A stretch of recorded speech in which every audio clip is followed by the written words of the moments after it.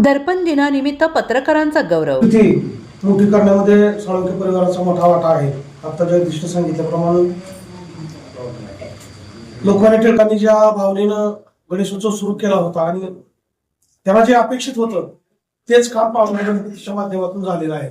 त्या परिसरातल्या सगळ्या युवकांना एकत्र करणं आणि पावणारा गणपतीच्या माध्यमातून त्या भागातलं संघटन मोठं होऊन त्यामधून लोकप्रतिनिधी निर्माण होणं अशा प्रकारची चांगली प्रक्रिया त्या मंडळाच्या माध्यमातून झाली. ऍक्च्युअली ते राजा कंपनी तरुण मंडळ असं त्या मंडळाचं नाव आहे, परंतु गणपतीच्या त्या प्रतिष्ठापनेनंतर त्याच्यामध्ये नावामध्ये देखील बदल झाला आणि त्या चौकामध्ये देखील मूळ किसान चौकीच्या ऐवजी पावणारा गणपती चौक असं म्हटलं जाईल. हे आपल्यासारख्या युवक कार्यकर्त्यांनी केलेल्या कामाची पावतीच आहे. या ठिकाणी आपल्या निर्भीड पत्रकारितेस अनंत कोटी शुभेच्छा असं दिले आणि जगदीशने आता तो भूकंपातला किस्सा सांगितला. शास्तूरचे रावसाहेब पाटील शास्तूरकर म्हणून जे विलासरावचे मामा होते आणि मी एकमतला काम करत होतो. एकमत हे विलासरावचं मालकीचं दैनिक आणि मामाच्या विरोधात सतत 7 दिवस मालिका आली त्या दैनिकामध्ये आणि पुन्हा शोध सुरू झाला. असं आपल्याच दैनिकात कोण लिहिलंय आपले भूकंपातल्या रावसाहेब पाटील शास्तूरकरांच्या विरोधात. आणि मला इथून आणि कुठून एका अँबॅसेडर मध्ये घालून घेऊन गेले. मी बॉम्बेवर मध्ये बसलो होतो आणि इंद्रप्रस्थ हॉटेल म्हणून आहे लातूरच्या बस स्टँड समोर. 5व्या मजल्यावर मला घेऊन गेले. तिथं वकिलाने एक पिस्तूल ठेवलेला होता त्या टिपावर काचच्या आणि मला विचारणा झाली असं तुम्ही कसं काय लिहिलं म्हणून. मी त्यावेळेस मी अखिल भारतीय विद्यार्थी परिषदेचं काम करत होतो आणि मला ज्या औषधाच्या एका प्राध्यापकांनी ती सगळी माहिती दिली होती. त्या काळात भूकंपाला जे तांदूळ दिलं जायचं लोकांना त्याचा अपार झालेला होता. जवळपास 10 ट्रक तांदळाचा अपार झाला होता. आपण ती पुराव्याने छापलं होतं.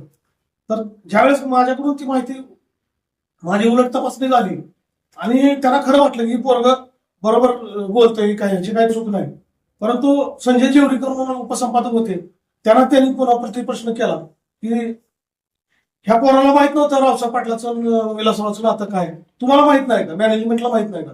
त्यावेळेस आपले विनायकराव पाटील कवटेकर आमचे मालक होते. मालकाने सांगितलं हे कार्यकर्ता चांगला आहे, पोरगा चांगला आहे. मी राजेश कदम बिस्को त्याला एजंट होता, मी वार्ताहर होतो त्यावेळेस.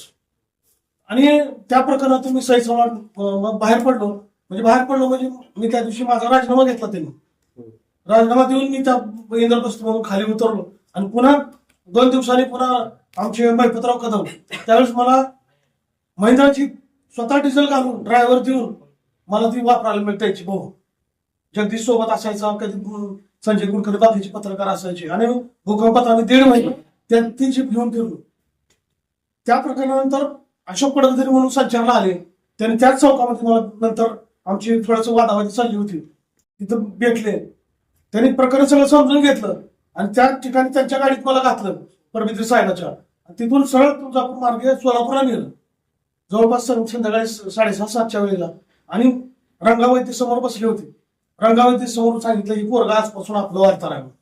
आणि मी त्या 20 ऑगस्ट 1994 पासून मी दैनिक संचारला काम केलं.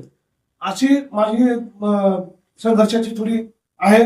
सुरेश पाटलाचा दरम्यान तुळजापुरात सगळा मोठा धबधबा होता. कुणी वार्ताहर व्हायला सुद्धा तयार नव्हतं त्या काळात. 5-6 वार्ताहर फक्त काम करायचे.